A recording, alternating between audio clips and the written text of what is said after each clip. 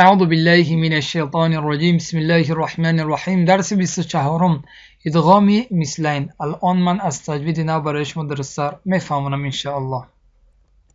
ادغام مثلین را هم ادغام متماثلین مینامند.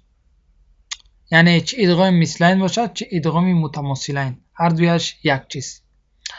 اگر دو حرف هم در مخرج و هم در صفت یک جا جمع شوند، یکمی ساکن دومی حرکت دار باشد، یکمی را به دومی داخل کنند.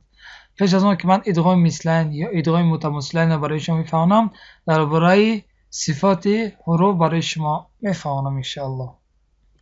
تعریف صفات حروف: خصوصیت و کیفیت تولید و تلفظ حرف که باعث شناخت و مشخص شدن آن از حرف های دیگر می شود. صفت حرف نامیده می شود.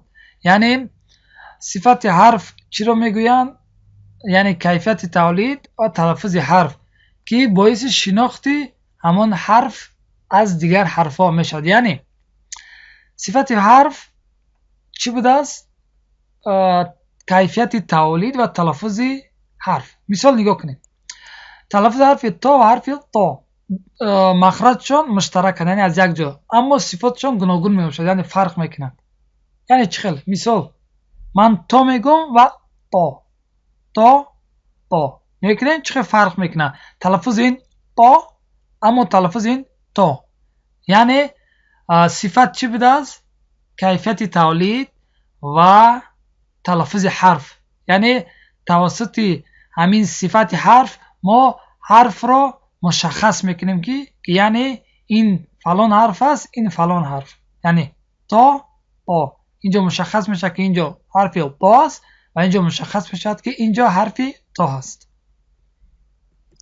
خب ادغام مثلین یا ادغام متماثلین در یک حالت صورت میگیرد وقتی که ده حرف هم در مخرج و هم در صفت یک جا شود و یکمش ساکن دیگرش حرکت دار باشد که یکمی را به دیگرش داخل کنند.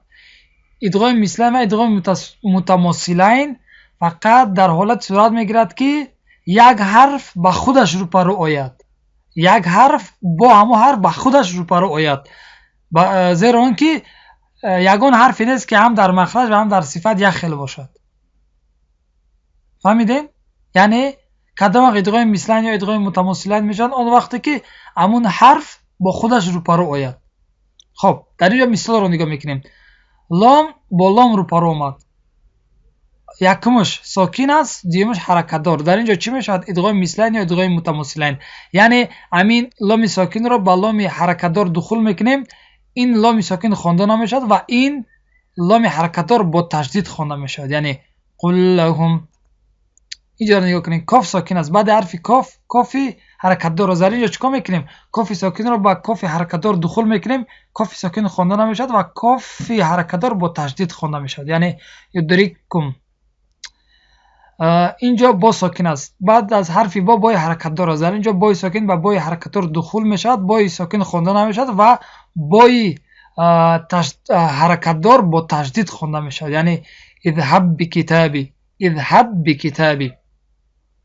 یعنی این وقتی که در این دخول شد با تشدید میشود. فهمیدین؟ وقتی که ساکن مقصد ادغام متماثلین که شد، ساکن که در حرف حرکت دار دخول شد بعدا چی میشود؟ همین حرف حرکت دار با تشدید خونده میشود. وقتی که با تشدید خونده شد پس این هم ادا میشود، مقصد ساکن هم ادا میشود.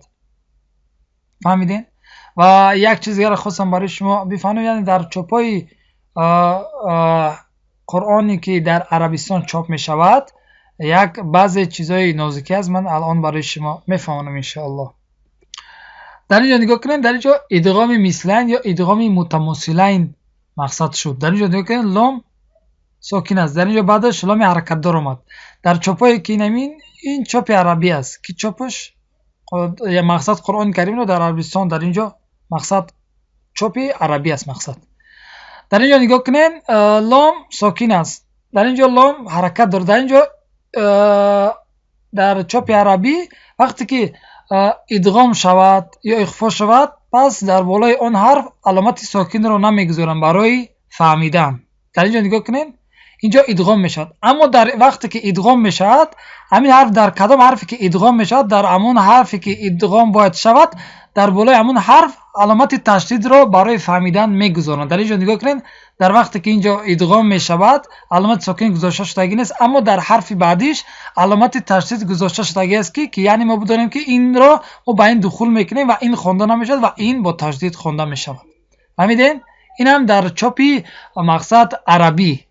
در چاپ پاکستانی که باشد به همین شکل است، یعنی هم در بالای همین لامی که باید ادغام شود علامت ساکن را میگذارم و در بالای اون لامی که همین لام باید در این دخول شود پس علامت تشدید را هم میگذارن. اما در چاپ عربی که است، همین در وقت ادغام و اخفا چیکار میکنن؟ در بالای همون حرفی که ادغام میشود یا اخفا میشود علامت ساکن رو نمیگذارن برای فهمیدن. انشالله امیدوارم که فهمیده باشید. خب شرح: هر یک حرفی با تشدید میخوندگی ادغام مثلین شده نون و میم با غنه خونده میشود. یعنی میگن که هر حرفی که ادغام مثلین یا ادغام متماثلین میشود آنها با تشدید خوانده میشوند. یعنی وقتی که دخول شد با تشدید خوانده میشود. پس در اینجا میگه که وقتی که حرف میم یا حرف نون ادغام مثلین یا ادغام متماثلین شدن آنها چی؟ با غنه خوانده میشوند، یعنی با دماغ. مثال لما این. شما مقصد مخرج حرفا را گذاشته هستیم و انشالله برای شما مقصد میدونه که میم و نون از دماغ هم صداش میبراید. پس در اینجا گفته شده است که همین میم و نون وقتی که ادغام مثلین یا ادغام متماثلین میشن آن وقت صداشون از دماغ یعنی با غنه از دماغ میبراید، با غنه خوانده میشه، یعنی لما این. اما در دیگر حرفا به غنه خوانده میشه، یعنی مثال دیگر حرفا که ادغام مثلین ادغام متماثلین شدن آن وقت به غنه خوانده میشن، یعنی وقتی که تشدید دار شدن. مثال رب ضل. الان من درباره نون و میم تشدید دار برای شما درست‌تر میفهمم انشاءالله. خب نون و میم تشدید دار، حرفای نون و میم تشدید دار رو با آواز دماغ یعنی با آواز دماغ و مقدار 2 حرکت کشیده خواندن واجب است. دیدین؟ یعنی نون و میم تشدید دار رو با آواز دماغ با مقدار 2 حرکت کشیده خواندن واجب است.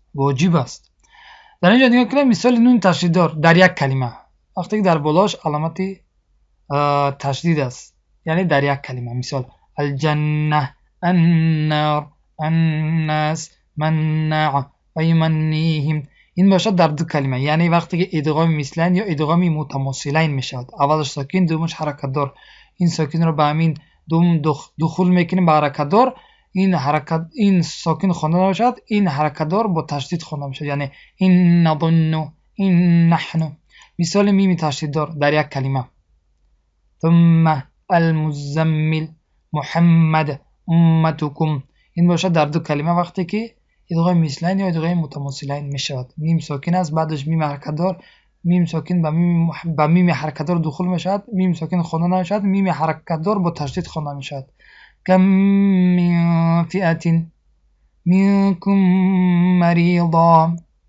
این هم درباره نون تشدید دار و میم تشدید دار. انشالله امیدوارم که درس را فهمیده باشید. جزاک الله خیر و بارک الله فیکم. السلام علیکم و رحمت الله و برکاته.